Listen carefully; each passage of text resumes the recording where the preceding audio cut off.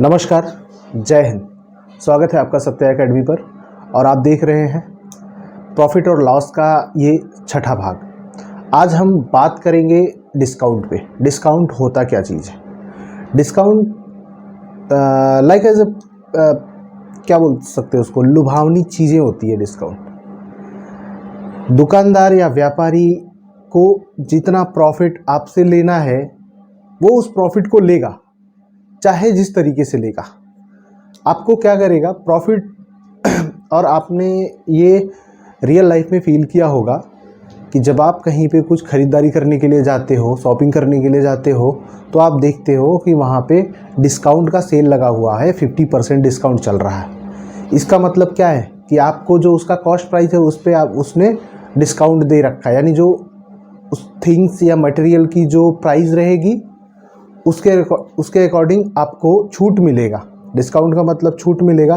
तो आप सोचो कि प्राइस छूट दिया है तो हमको कम दाम में मिल जाएगा, वहाँ से जाएंगे, उठाएंगे, झोला भर भर के लेके घर पे आ जाएंगे। यही करते हैं, जाते हैं, झोला भर भर के घर पे लेके जाते हैं, लेकिन बाद में पता चलता है कि दुकानदार उस टाइम बल्कि नॉर्मल डेज के अलावा उस सेल के टाइम उसने ज़्यादा पैसे कमाए। ये होता कैसे है? कभी गौर किया होता कैसे है? ये होता ऐसे है कि जब आप डिस्काउंट वाला सेल वाला ऑफ़र देखते हैं तो वहाँ पे दुकानदार अपना जो उसका कॉस्ट प्राइस रहता है उस चीज़ को ना लिख करके वहाँ पे एक अलग प्राइस लिखता है, जिसको हम मार्क प्राइस कहते हैं। मार्क प्राइस का मतलब ये होता है कि जो अतिरिक्त या दुकानदार के द्वारा लिखा गया है, जो वह रिटेलर जो लिखा हुआ है, रिटेल का मतलब समझ रहे हो? एक होता है रिटेलर या रिटेल, एक होता है होलसेलर।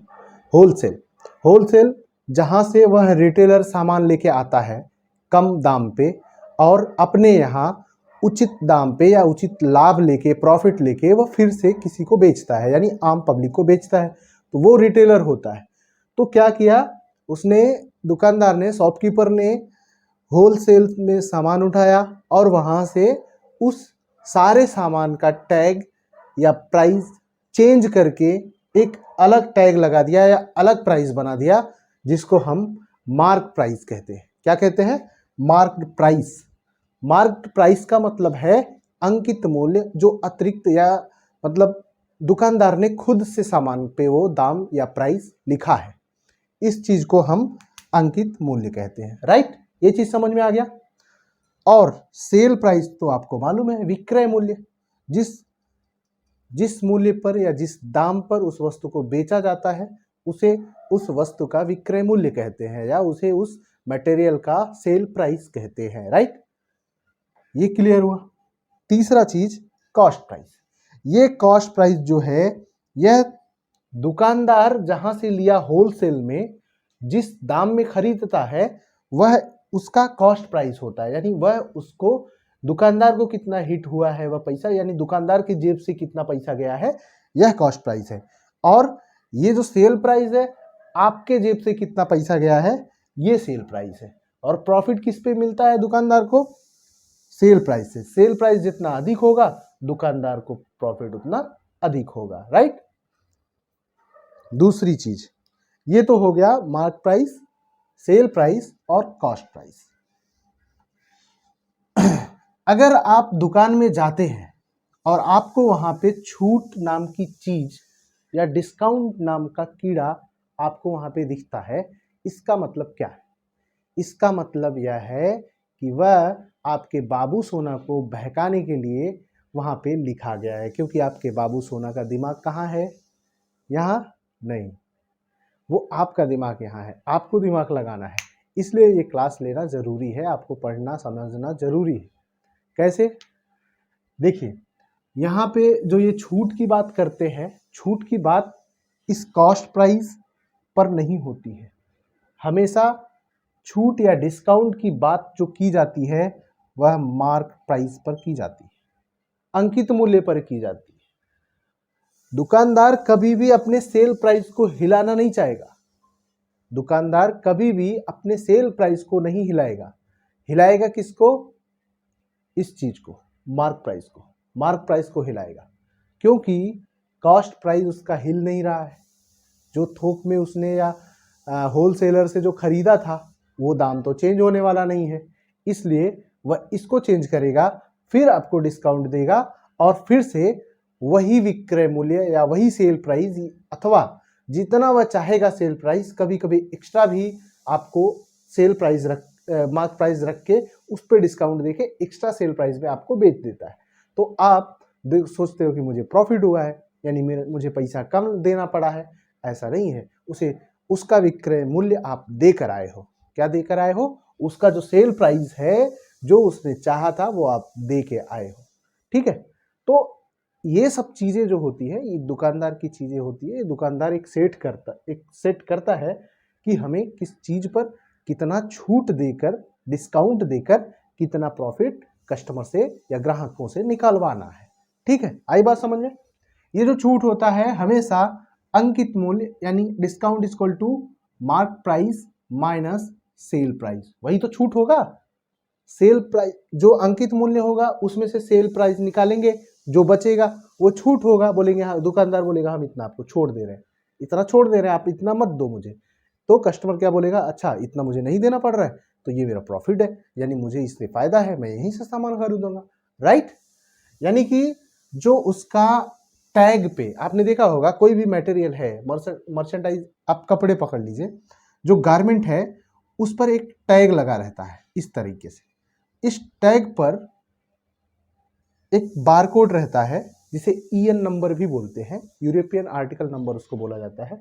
ईएन नंबर भी लिखा होता है, जो उस मटेरियल के बारे में पूरा डिटेल, उस ईएन नंबर एक प्रॉपर नंबर होता है जिससे उसके मटेरियल की क्वालिटी, मटेरियल की साइज, मटेरियल की कैटेगरी, मटेरियल का फैमिली, किस टाइप का मटेरियल है, वो सब उस पे उसके अकॉर्डिंग लिखा रहता है। तो उस पर वहाँ पे ब्रांड का नाम लिखा रहेगा और वहाँ पे कंपनी कहाँ की है, कौन बनाया है, और उस पर एक प्राइस भी रहेगा। तो वो प्राइस जो रहेगा उसके ऊपर भी एक लेबल लगाकर दुकानदार इस प्राइस को चेंज करके एक न्यू प्राइस, नया प्राइस बना देगा, वो आपका मार्क प्राइस हो जाएगा। इस पर वह आपको छूट देगा 10%, 20%, 30%, 40, 50, 60, 70, जितना भी मार्क डाउन कर सकता है वह उतना मार्क डाउन करके आपको बेचेगा, जिससे आप इस विक्रय मूल्य सेल प्राइस देंगे उसको तो आपको वह दे देगा।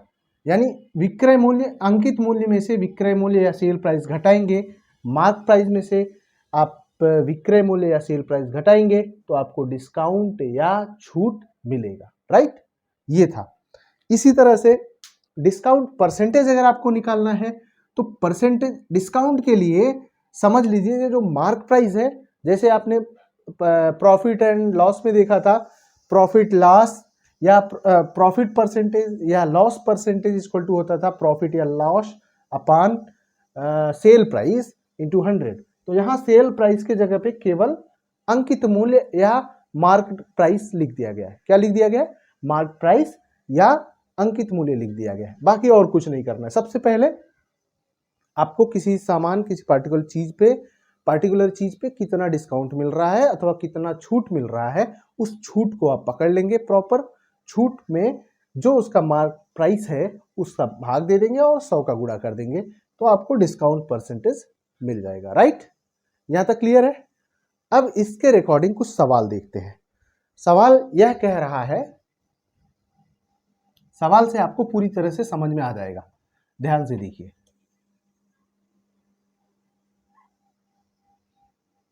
सवाल है कि एक दुकानदार ने एक वस्तु को अंकित मूल्य पर 10% की छूट दी और इस तरह उसने 400 रुपए का लाभ प्राप्त किया।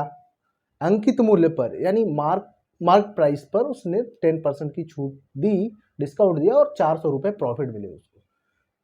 10% का छूट दिया लेकिन 400% उसको प्रॉफिट हुआ।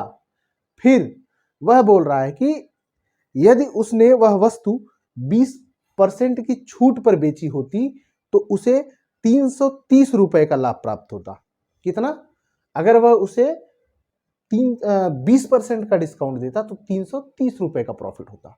तो उस वस्तु का अंकित मूल्य क्या है? ठीक है, इस वस्तु का अंकित मूल्य क्या है यह आपको ज्ञात करना है। सोचिए, कोई वस्तु है, उस पर कोई टैग लगा हुआ है, उस पर वह 10% का डिस्काउंट दे रहा है। 10% का डिस्काउंट देता है तो उसे 400 रुपए मिलते हैं। कितने रुपए मिलते हैं? 400 रुपए। फिर कह रहा है कि अगर उसे 10% और दे देता, यानी कितना दे देता? 20% दे देता, तो वह उस वहां पर 330 रुपए प्रॉफिट कमाता।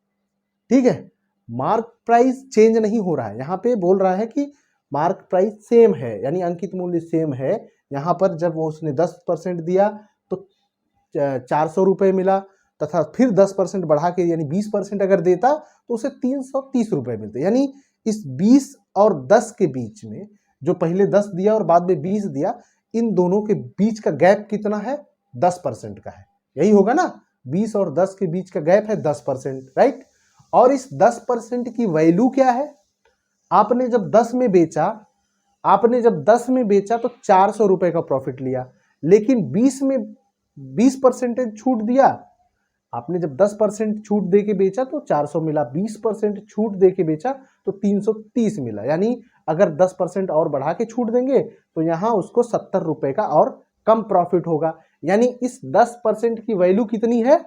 70%। कितना है 10% का वैल्यू? 70%। और अगर 10% की वैल्यू 70 है तो 100% की वैल्यू कितनी होगी? क्योंकि 100% क्या है? आपका मार्क प्राइस है, वही तो जिस पर छूट मिल रहा है उसको आप मान लीजिए 100%। मेरे पास वो चीज है जिसपे हम छूट दे सकते हैं। 100% पे 10% छूट दिया, 400 रुपए उसको प्रॉफिट हुआ। 100% पे उसने 20% छूट दिया, यानी अपने पास 80% रखा, तब भी उसको 330 रुपए का प्रॉफिट हुआ। ये सवाल था। लेकिन जब आपने कैलकुलेट किया कि 10 और 20 का डिफरेंट 10% आ रहा है, लेकिन उसका जो अमाउंट डिफरेंट है वह 70 रुपए का आ रहा है, यानी 10% की वैल्यू 70 रुपए, तो 100% का वैल्यू 700 रुपए, राइट। यानी अंकित मूल्य 700 रुपए तो आ गया। लेकिन इसको सॉल्व कैसे करेंगे देख लीजिए। इस तरह से तो समझ में नहीं आया होगा। देखो, कह रहा है अंकित मूल्य आप मान लीजिए 100% है, ठीक है। इस पर 10% की छूट देकर यह बेच रहा है, यानी 90% पे बेच रहा है, तो उसे 400 रुपए का प्रॉफिट हो रहा है। क्या हो रहा है? 400 रुपए का प्रॉफिट हो रहा है। यानी ये सेल प्राइस हो गया, ये हो गया इसका सेल प्राइस का परसेंटेज। और डिस्काउंट इसने कितना दिया? 10 का, 10% का डिस्काउंट दिया था ना। और अगर यही डिस्काउंट 20% का देता तो अपने पास वह 80% रखता, तब इसकी वैल्यू हो जाती 330, राइट। यही बोल रहा है। अब यहां से इन दोनों का डिफरेंट देखो कितने का हो रहा है? कितने का डिफरेंट हो रहा है? 10 का। 10 से 20 हो गया, यानी 10 पहले होता चाहिए था, 20 मान लो हो गया। तो 10 और 20 का डिफरेंट कितना हो गया? 10%। यह 10% किसके वैल्यू के अगर बराबर देखा जाए तो किसके वैल्यू के बराबर है? 400 में से 300 घटाएंगे तो 70 आएगा, राइट। यह 10% 70 के बराबर है, सॉरी 70% नहीं, 70 के बराबर है। अगर आपने 10% 70 माना है, या 10 पार्ट 70 है, तो 100 पार्ट कितना होगा? अगर 10 पार्ट 70 है तो 100 पार्ट कितना होगा? 10 में 10 का गुणा करोगे तो 100 हो जाएगा, तो 70 में भी 10 का गुणा करना पड़ेगा। तो यह हो गया 100, यह हो गया 700। यही है ना, एक शून्य इधर बढ़ा दिया, एक शून्य उधर बढ़ गया। ठीक, इस तरह से ये क्वेश्चन सॉल्व हुआ कि जो उसका मार्क प्राइस था यानी अंकित मूल्य था वह 700 रुपए रहा होगा, जहां पर इसने 10% का डिस्काउंट दिया तो उसे 400 रुपए प्रॉफिट हुआ। लेकिन अगर यहां पर पूछ लेता कि इस समय जब उसने 10% डिस्काउंट दिया था और उसे 400 रुपए का प्रॉफिट हुआ था, तब उसका क्रय मूल्य यानी कॉस्ट प्राइस क्या रहा होगा? कॉस्ट प्राइस क्या रहा होगा? आपको ये अंकित मूल्य मिल गया, इस अंकित मूल्य पर आपको 400 रुपए का प्रॉफिट हो रहा है। ठीक, 400 रुपए का प्रॉफिट हो रहा है, तो कॉस्ट प्राइस क्या रहा होगा? इस 700 में से पहले तो 10%, ये 700 में से 10% जब घटाए, ये सॉरी ये जो मार्क प्राइस है 100% आया, यहाँ पे आप 400 घटाएंगे तो ये कितना बचेगा? 300 रुपये। यही तो होता है ना कॉस्ट, ये विक्रय मूल्य, सॉरी ये विक्रय मूल्य, यहाँ पे ये विक्रय मूल्य मिलता है आपको 300, और 300 का आप 90% उसका सेल प्राइस निकाल सकते हैं। ठीक है, बहरहाल इस क्वेश्चन में बोल रहा है कि अंकित मूल्य ज्ञात करना था, तो आप अंकित मूल्य यहां से ज्ञात कर सकते हैं। राइट, आगे देखिए क्वेश्चन नंबर 2। क्वेश्चन नंबर 2 है, एक वस्तु को अंकित मूल्य, एक वस्तु का अंकित मूल्य लागत मूल्य से 1600 रुपये अधिक है। जब उस वस्तु को 500 रुपये की छूट पर बेचा जाता है तो अर्जित प्रतिशत लाभ 25% का है। 30% की कमाई के लिए वस्तु किस कीमत पर बेचा जाना चाहिए? ठीक है, यह कह रहा है कि एक वस्तु का अंकित मूल्य उसके कॉस्ट प्राइस से 1600 रुपये अधिक है। ठीक है, उसका जो कॉस्ट प्राइस था कुछ भी था, लेकिन उसका अंकित मूल्य उससे 1600 रुपये अधिक है। यानी अगर देखा जाए मार्क प्राइस, ये जो मार्क प्राइस है यह कितना हो जाएगा? 1600 प्लस कॉस्ट प्राइस के, यानी क्रय मूल्य के, उसका उसने जितने में खरीदा था उससे 1600 रुपये बढ़ाकर उसने वहां पे लिखा अंकित मूल्य, उसके उस मर्चेंटाइज का उसने 1600 रुपये बढ़ा के उसका दाम लिखा। ठीक है, उसके बाद कह रहा है कि उसने उसे कुछ छूट दिया। ठीक, कुछ छूट दिया, यानी अगर उसने 500 रुपये की छूट दी, इसमें से 500 रुपये, ये जो अंकित मूल्य हो गया इतना, ये अंकित मूल्य कितना हो गया? 1600 प्लस उसका कॉस्ट प्राइस। यहां से इसने छूट अगर दिया 500 रुपये का, अगर 500 रुपये का छूट दिया तो यहां से आपको सेल प्राइस मिल जाएगा। सेल प्राइस कितना हो जाएगा? कॉस्ट प्राइस प्लस 1100, कितना हो जाएगा? Cost price plus 1100। कैसे? ये जो 500 घटा, मान लीजिए कॉस्ट प्राइस आपको नहीं मालूम है, ये जो 500 उसको कम करना है, इसमें से ही कम कर दो। ये 1600 था, 1100 बचा, यानी आपका जो सेल प्राइस हो गया अभी भी कॉस्ट प्राइस से 1100 रुपये ज्यादा है। सेल प्राइस जो हुआ वो कॉस्ट प्राइस से 1100 रुपये ज्यादा है। तो यहाँ पे एक चीज और कह रहा है, इस तरह से आप सामने सामने से तो देख लिया आपने 1100 रुपये ज्यादा है, लेकिन दूसरी भाषा में, दूसरी लैंग्वेज में यह कह रहा है कि उसे इतना छूट देने के बाद भी 25% का प्रॉफिट होता है। यानी कि यह जो 25% है यह 1100 के बराबर है। क्यों? क्योंकि आपका कॉस्ट प्राइस तो कॉस्ट प्राइस अलग है, उसको हटा दो। 1100 ये जो बच रहा है वह सवाल में बोल रहा है कि 25% उसको प्रॉफिट होता है, यानी ये जो 25% है 1100 के बराबर है।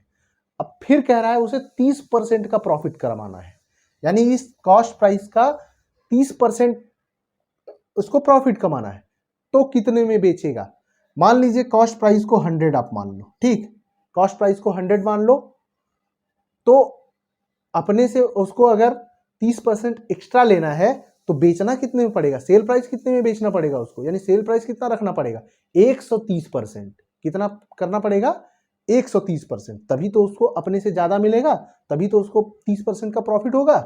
ठीक है, यहां से अगर 30% की प्रॉफिट लेनी है, ठीक है, आप 130% निकाल लेंगे तो उसे पता चल जाएगा कि 30% की कमाई करने के लिए उसे कितना एक्स्ट्रा या कितने रुपए में बेचना पड़ेगा। तो 1100 की वैल्यू जो हो गई, 1100 बराबर 25%, तो 130% कितना होगा? पहले आप 1100 को क्या करेंगे? 1100 को आप 25 से डिवाइड कर देंगे। राइट, 25 से डिवाइड करने के बाद 130 का गुणा कर देंगे। जो प्राइस आएगा उतने में आप बेचेंगे तो उसको 30% का प्रॉफिट हो जाएगा। तो ये हो जाएगा 25 चौका 100, 25 चौका 100। ठीक है, ये हो गया 0, 13 चौका 52, 13 चौका 52, 5 57। ठीक है, 5720 रुपए में अगर वह बेचता है तो उसे 30% एक्स्ट्रा का प्रॉफिट होगा। राइट, ये आपका आंसर है। आई बात समझ में? नेक्स्ट क्वेश्चन देखते हैं। एक व्यापारी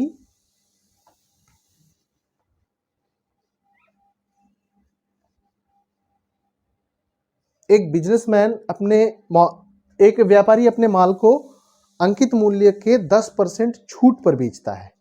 यदि वह वस्तु उसे 900 रुपये में प्राप्त हुई हो तो 10% लाभ कमाने के लिए उसे वस्तु का अंकित मूल्य कितना लिखना पड़ेगा या रखना पड़ेगा। ठीक है, यह कह रहा है एक व्यापारी अपने माल को अंकित मूल्य से 10% छूट पर बेचता है। ठीक, यानी वह अपना जो सामान है उसका 10% छूट पर बेचता है। यदि वह वस्तु उसे 900 में प्राप्त हुई हो, यानी उसका कॉस्ट प्राइस 900 है। राइट, यहां से मिल गया कॉस्ट प्राइस यानी 900। ठीक, अब कह रहा है कि 900 में प्राप्त हुई हो तथा 10% का लाभ कमाना है उसे, यानी इस कॉस्ट प्राइस पे उसे 10% का लाभ कमाना है, इतना ही है उसको करना है। तो पूछ रहा है कि 10% डिस्काउंट देने के लिए उसे अंकित मूल्य कितना लिखना पड़ेगा, ये आपसे पूछा जा रहा है। यानी कि अगर उसे 10% प्रॉफिट कमाना है तो उसे यहाँ पे 10% बढ़ा के बेचना पड़ेगा, यानी ये होगा प्रॉफिट।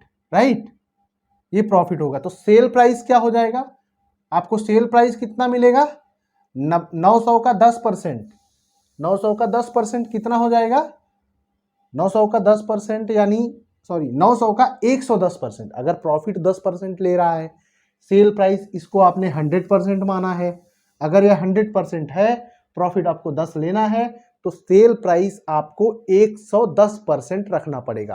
तो 900 का 110% कितना होता है, 990। या इस तरह से भी आप निकाल सकते हैं, 900 का 10% निकालो, जो आए 900 में जोड़ दो, तो ये हो जाएगा 990। 990 हो गया इसका सेल प्राइस। राइट, अब बोल रहा है 990 तो इसका सेल प्राइस हो, बेचना पड़ेगा आपको। तो ऐसा कौन सी संख्या है या ऐसा कौन सा मूल्य है जो उसको उसके मर्चेंडाइज के टैग पर लिखना पड़ेगा, यानी कि किस मूल्य का 10% 990 है, किस मूल्य का 90% आपको बोल रहा है 10% छूट देना है ना, यानी किस मूल्य का 10% छूट देने पर यह 990 प्राप्त करता है। तो क्या करेंगे आप, 990 का आप इसमें से इस तरह से भी लिख सकते हैं, यानी छूट देना है आपको ना, 10% छूट देना है, यानी किस मूल्य का 90% आपको 990 मिलता है। अगर 10% आप छूट दे रहे हो, मेरे कहने का मतलब यह है कि अगर आप 10% का छूट दे रहे हो तो अपने पास कितना रख रहे हो, 90% ना। तो यानी किसका 90% 990 होगा, यही आपको ज्ञात करना है। इस चीज को आपको नहीं हिलाना है, इस चीज को आपको रखना है। किस पर रखना है, उसे x मान लीजिए, x का 90% यानी किसका 90% 990 होगा, ये आपको सॉल्व करना है। सॉल्व कर दीजिए, 1 शून्य यहां से, ठीक है, हाँ इतना ही कटेगा, 10 इधर चला जाएगा, तो ये हो जाएगा 999 बटा 9, 9 1 के 9, 9 1 के 9, 0 0 यानी 1100 रुपए का 90% 990 है, यानी 1100 रुपए पे आप 10% का छूट देंगे, यानी 110 रुपए का छूट देंगे, तब जाके आपको 990 रुपए मिलेगा।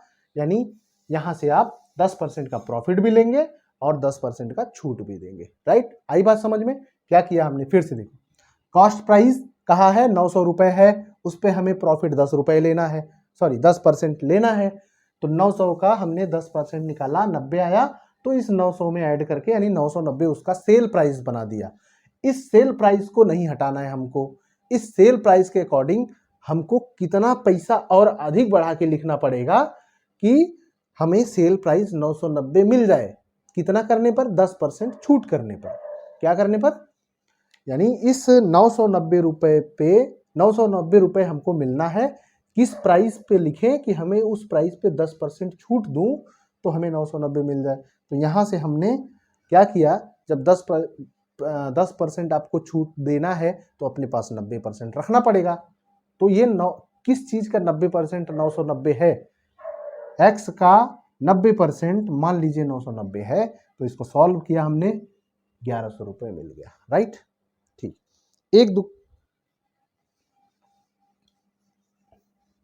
एक सवाल और है, देखिए। एक दुकानदार से एक घड़ी की कीमत पूछी। मैंने एक दुकानदार से एक घड़ी की कीमत पूछी, तो मैंने पाया कि मेरे पास उतने ही पैसे हैं जितना उस घड़ी का अंकित मूल्य है। जब दुकानदार ने 25% की छूट दी, तो मैंने अपने भाई के लिए भी 940 रुपए की एक और घड़ी ले ली। तो मैंने अपनी घड़ी के लिए कितने पैसे पे किए या कितने पैसे चुकाए, ये पूछ रहा है। कहने का मतलब यह है कि मेरे पास उतने ही पैसे थे जितने उस घड़ी पर अंकित थे, यानी लिखे हुए थे, यानी जो उसका मार्क प्राइस था उतने ही पैसे मेरे पास थे। लेकिन जब दुकानदार ने 25% का डिस्काउंट दिया, तो मेरे पास 940 रुपए बच गए। तभी तो मैंने अपने भाई के लिए दूसरी घड़ी ले ली, कितने की? 940 रुपए की घड़ी ले ली। यानी कि 940 रुपए की घड़ी हमने ली, उसके लिए दुकानदार ने हमें 25% का डिस्काउंट दिया। यानी यह 940 25% के बराबर है उस वैल्यू के जितना हमने पे किया था। ओके, मान लीजिए हमने पे किया था कितना? x रुपए हमने पे किया था। तो x रुपए पे किया था, तो दुकानदार ने हमसे कितना लिया था? क्योंकि उसके पास 100% तो था, मान लीजिए, उसमें से उसने हमें 25% छोड़ दिया, और 25% छोड़ने के बाद वह अपने पास रखा कितना रहेगा? 75% ना। कितना रखा रहेगा?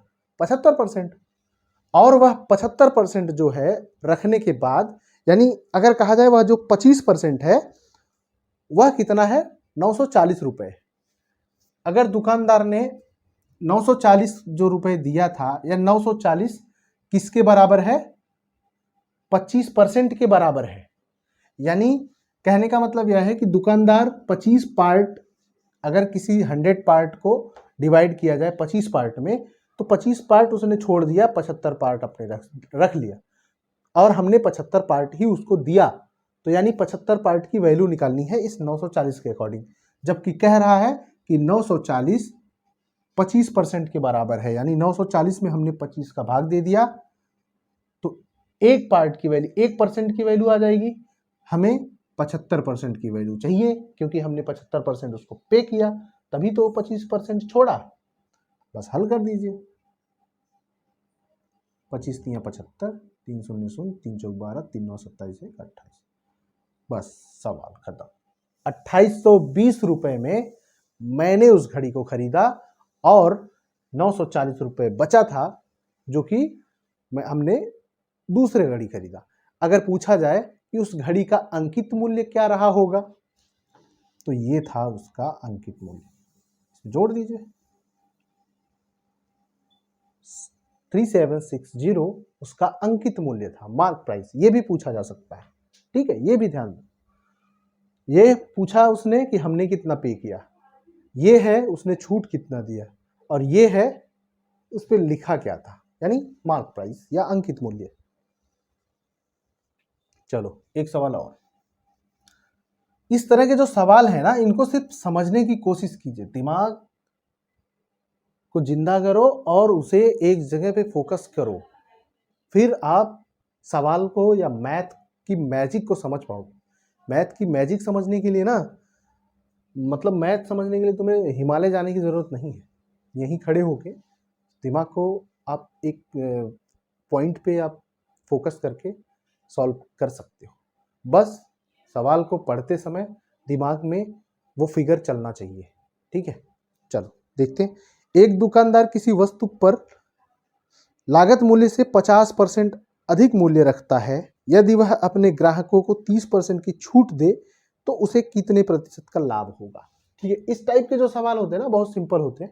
इनको हम बेसिक मेथड से भी सॉल्व कर सकते हैं, और एक AB मेथड होता है, उससे हम सॉल्व कर सकते हैं। जब किसी वस्तु पर प्रॉपर दो अलग अलग टाइप के उसके कॉस्ट प्राइस पर, सॉरी, अगर किसी वस्तु के कॉस्ट प्राइस पे कुछ परसेंटेज प्रॉफिट, या कुछ परसेंटेज लॉस, या कुछ परसेंटेज डिस्काउंट दिया जाए तो हम उसका प्रॉपर हमको कितना प्रॉफिट या लॉस हो रहा है ये ज्ञात करने के लिए हम इस मेथड का यूज करेंगे। बात समझ में आई? अगर हम किसी वस्तु को किसी कुछ 20% हमको प्रॉफिट लेना है और 10% छूट भी देना है, यानी प्रॉफिट भी लेना है, छूट भी देना है, इन दोनों के बीच में जो प्रॉपर प्रॉफिट अथवा लॉस है उसको हमको ज्ञात करना है। तो कैसे ज्ञात करेंगे? अगर मान लीजिए हमने उसके जो अंकित मूल्य है 10% का उस पर छूट दे दिया और हमको 50% प्रॉफिट लेना है, तो हम कितने परसेंट प्रॉफिट या लॉस में रहेंगे ये हमको ज्ञात करना है। इस टाइप के सवाल अगर आते हैं तो बहुत आसानी से इसको हल किया जा सकता है। एक दुकानदार किसी वस्तु पर लागत मूल्य से 50% अधिक मूल्य अंकित करता है, ठीक है, यानी अगर उसको 30% का प्रॉफिट लेना है या कोई भी प्रॉफिट लेना है जो हमको ज्ञात करना है, तो क्या किया उसने, जो उसका मार्क प्राइस था उसको 50% बढ़ा दिया, 50% बढ़ा दिया और उस पर उसने 30% की छूट दे दी, यानी 50 बढ़ाया 30 छूट दे दी, तो हमको कितना प्रॉफिट हुआ ये ज्ञात करना है। ठीक है, ये ज्ञात करने के लिए मान लीजिए उसका कॉस्ट प्राइस 100 रहा होगा, कुछ भी मान, अगर परसेंटेज में सवाल दिया है, सारे वैल्यू परसेंटेज में है और परसेंटेज में ही बात कर रहा है और परसेंटेज ही पूछ रहा है, तब आप डायरेक्ट 100 को लेकर सॉल्व कर सकते हैं। 100 को आप केंद्र या फोकस करके आप सवाल को घुमा के आप सॉल्व कर सकते हो। ठीक है, देखो एक बेसिक मेथड क्या है वो भी जान लीजिए और एक AB मेथड होता है, ये भी हम देखते हैं। ठीक है, चलो मान लीजिए उस कोई भी सामान है, उसका मूल्य जो है यहाँ पर बोल रहा है 50% बढ़ाकर लिखा गया है।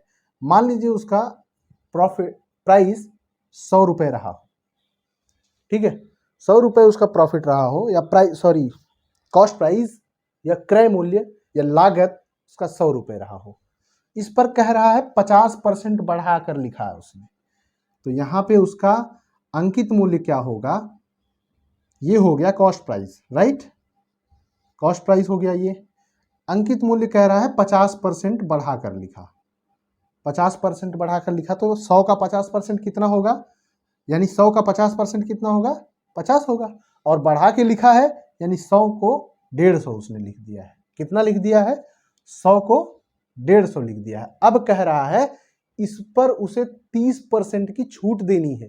कितनी देनी है, 30% की छूट। किस पर, हमेशा जो छूट होगा ना, ये चीज याद रखना दोस्तों, हमेशा जो छूट होगा ना मेरे भाई, वो उसके अंकित मूल्य पर होगा, यानी उसके मार्क प्राइस पर होगा, ना कि उसके क्रय मूल्य अथवा विक्रय मूल्य पर होगा।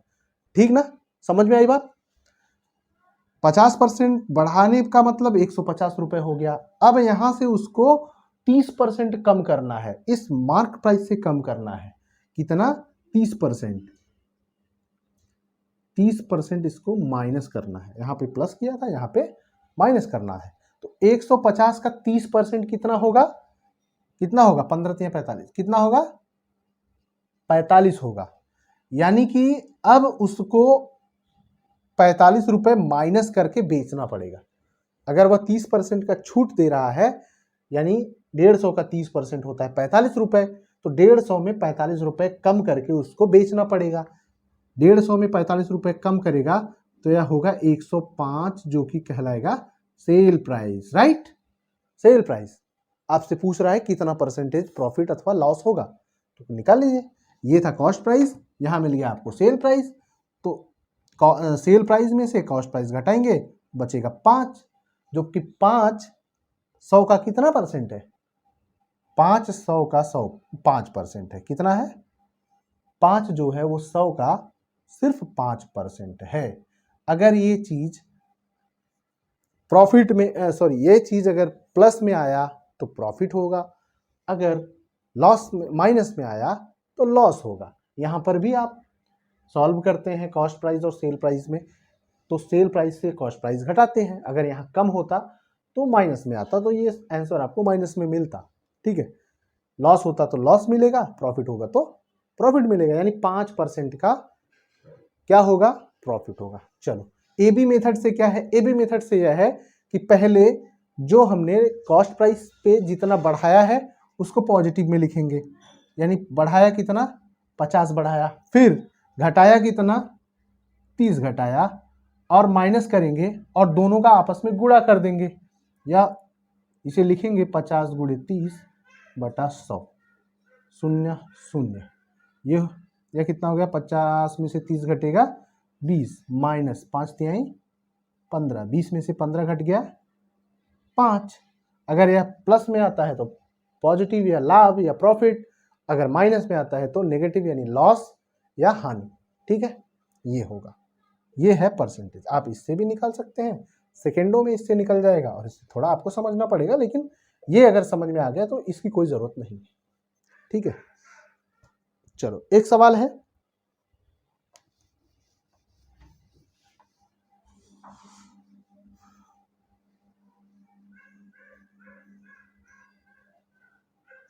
एक वस्तु का अंकित मूल्य इसके क्रय मूल्य से 20%, एक वस्तु का अंकित मूल्य इसके क्रय मूल्य से 20% अधिक है तथा एक दुकानदार 10% की छूट देता है, तो उसका लाभ या हानि प्रतिशत क्या होगा। सेम इसी तरह से सॉल्व करना है। ठीक है, देख लीजिए, 20% उसका क्रय मूल्य से अधिक है, क्या, अंकित मूल्य, प्लस और 10% छूट देना चाहता है, दे दो 10% छूट। अब दोनों का आपस में गुणा कर दो, सॉरी ये गुणा नहीं है, यहाँ पे घटाना पड़ेगा, बटा 100 कर दो, ये जीरो ये जीरो ये जीरो ये जीरो, 20 में से 10 घटेगा तो 10 माइनस 2 1 के 2 मतलब 8%। ठीक, ये हो गया क्वेश्चन, 10 में से 2 घटाने पे 8 मिलता है, ये क्वेश्चन है। ठीक है, खत्म। तो इस तरह से आप सवाल को सॉल्व कर सकते हैं आसानी से।